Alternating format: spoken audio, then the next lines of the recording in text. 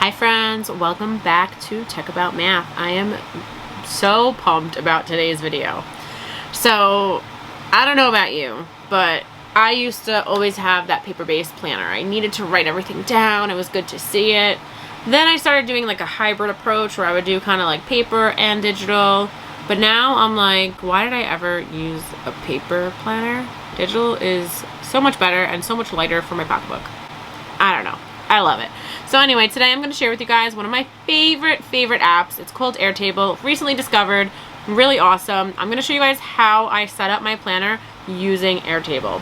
But before I start, I just want to share with you guys a little bit about what Airtable is. So basically, Airtable is this really fancy spreadsheet where you can have links and photos and everything that you can imagine in a spreadsheet in the spreadsheet. Fun fact, I use Airtable for my business and I think it keeps me so organized and on pace. I was like, you know what? Why can't I use this for my school year? So this year, I am using Airtable as my digital planner, and I'm going to show you guys exactly how I do that. It is a free spreadsheet. They do have a paid one, but I actually just use the free one, and I like all of the free features, and I'm going to show you guys exactly what features you're going to love by the end of this video. I do have a link though, so if you are interested in trying Airtable, down below there is a link. It is a referral link, so I get like a little bit of like whatever the referral rewards is. I think it's like some money towards like the pro membership, but feel free to try it. If you don't like it, just delete it, not a big deal. But I think it's awesome and you're not going to want to delete it. So here we go. So when you sign into Airtable, you're going to see this like the bases. So this is my business base. So this is Tech About Math. And then here's where I'm going to start creating my teacher planner. So I'm going to show you guys exactly how I plan to set up my teacher planner this year. Basically, you're going to have grid view first, right? So this grid view is going to be, let's say I want this to be the 2020-2021 school year, right? So this is just the lessons.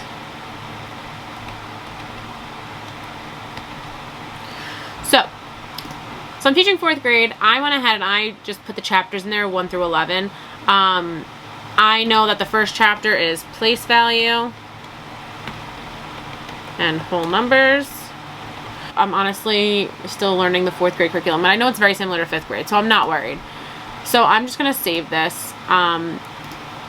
When I enter a lesson, so let's say I have these columns set up. So 1, 2, 3, 4, 5 columns, right? So this is the lesson title. So whatever the lesson title may be. So let's say it's like place value with whole numbers. So like lesson 1.1, right? I could put some notes in there. Like I can extend this out so I have the whole thing to write.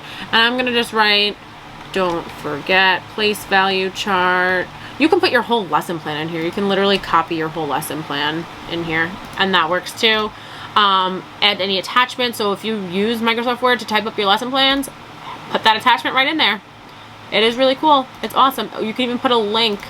You can put a link to a Google Doc if you use Google Docs for your lessons.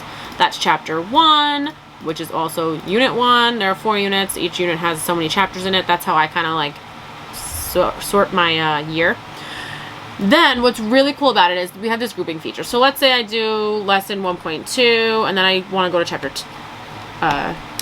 2. I'm going to keep adding 2.3, 3.4. I'm going to add a bunch of pretend lessons for now, just to show you guys this awesome feature. So this is chapter 1, right? So these are all chapter 1 up. This is chapter 2, chapter 2, chapter 3, chapter 3, and then so on and so forth. So this is kind of like not fun to look at, but you can do what's called grouping them. So I'm going to group it by the chapter. And now I can see, oh, these are all my chapter 1 lessons. These are my chapter 2 lessons. These are my chapter 3 lessons, and so on and so forth. You can even group them by unit if you'd like. Again, really awesome. I love this for my teacher planner. I can already see myself being so organized with it. And then you can even add another column, right? And call it date. And then make it the date. Right? You don't need to include a time field because you're just teaching it on that day. and bam, there you go. So I know I'm teaching this on September. I really don't know what I'm teaching this because we don't have a start date, but pretend we're teaching it on September 3rd, right? So that's when we're starting, or let's say September 8th. And then I want to teach this September 9th, and you can have that. And then once I have all my dates in, obviously this is not a real lesson plan, but you get the idea, right? So 2.4, we'll name them. Again, I would have notes, I'd have attachments. Now, I don't want to see it like a grid. I want to see the calendar layout so that I can help myself pace myself for this year. So I'm going to go to calendar and then date, done. Okay, so I'm in May right now. Let's go to September. You can see all of your stuff here, right? There you go. You can see it. You can expand the record from the calendar view. Again, the notes would be there, attachments would be there. I can say, oh, this is still unit 1, so that I have the unit in there. Bam. There you go. And this way you can see the calendar. So, another thing you can do is a form. So, let's say you have a co-teacher, and you and your co-teacher are both planning lessons together. You can create a form. So the lesson name, the notes, the file attachment, submit, and then we can even add here the chapter, the unit, the date. That date of lesson. I should change that to date of, oops, date of lesson. And I just double clicked to do that. So, bam. There's the form. Now I can share this form. Well, I'm going to open the form first. So this is the form. I can type in the lesson. So if you and your co-teacher are planning together and one of you is doing like lessons, I don't know, 2.3 to whatever, just fill out this form, click submit, and guess what? So let's say I'm on chapter 5, 5.5, notes. This is about decimals, blah, blah, blah, blah, blah. The date of the lesson, this is going to be September 30th. Chapter 5, unit 2. Drop that attachment, attach the lesson plan, submit. Thanks for submitting your form. Guess what? I'm going to go back to this Airtable. I'm going to go back to the grid view and look what's here, chapter 5, what the form I just submitted. It is so cool. And then when you go to calendar view, it's all there already. So this is such an easy way for you to create your lesson plans and have a pacing guide. If you didn't want to do it through form way, you wanted to just have a pacing guide on the calendar, you can add records from here. So this would be 3.6. And then you can expand the record again, add all the attachment files, choose the chapter, 3, unit 1, done. That's it. You can add it right from the calendar view. I really love this. So if you are a teacher and you are struggling with your pacing and you're struggling with trying to figure out what's going on, which way is up, you want one place to store all of your lesson plans, the attachments, and things like that, and you've run out of space on Google Drive. I do love Google Drive, don't get me wrong. I am a Google advocate 100%, but I already hit that 15 gigs like last school year. So this is where I'm going to store all of my stuff for this year. And then let's say I do, at the end of the year, I want to like save my stuff, right? So I'm going to click this little share button, and nope, I'm not going to click the share button. I'm going to click, there's 3 dots right here. Download CSV or download the iCal, and it'll be saved to your calendar on your phone if you have an iPhone. So if I download it as a CSV, ready, watch.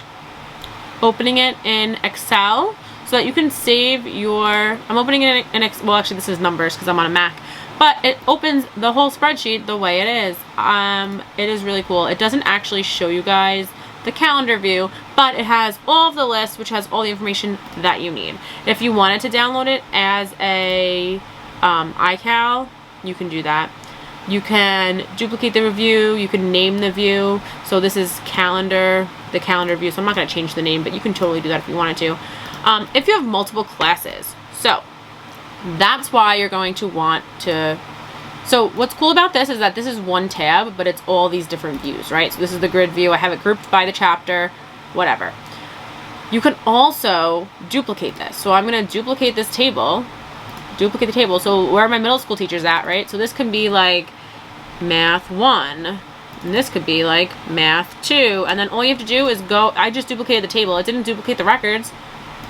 But all the information that I need is right there. So now I can go ahead and do my lessons for math 1 and 2, which is really awesome. You can sort them. You can choose the side lengths. You can sort them. You can filter them. Just like that Google Sheets filter, you can go ahead and do that as well. You can hide certain fields if you don't want them shown, like the chapter one, because it's already grouped by chapter, so you don't really need it shown. But if you want to keep it there, why not? You can share this with people, so you can collaborate. Like, again, I can share the whole base with my co-teacher. I can share the whole workspace with my admin, or not, whatever you want to do, really. So that's really an awesome feature. I do love me a good Airtable. I do use it for my business. It is awesome. I think that it's something that we can all work towards doing. So I hope that you found this tutorial helpful. Again, I'm still learning about Airtable, but I do love what I have so far about it. So I hope that you try it out. If you do, I want you to comment and let me know what your favorite feature is and what you're planning on using it for. And we are going to be in contact. I want to see all your pictures. I want you to send me photos, tag me at TechAboutMath on Instagram. Let me know how much you're loving Airtable. If you click the link below to sign up for Airtable, I will get a little bit of, it's like the referral program. It's not an affiliate or anything. I'm just filming this video because I love Airtable and I love using it for my business, so I figured why not use it for my classroom as well. If you have any questions or anything at all, please email me, Alexandra at techaboutmath.com. Don't forget to like this video, comment if you have any questions, and also subscribe so that you can never miss a video. Click that little bell right there or wherever it is on the screen. I don't know. Have a great week, everyone. See you next week.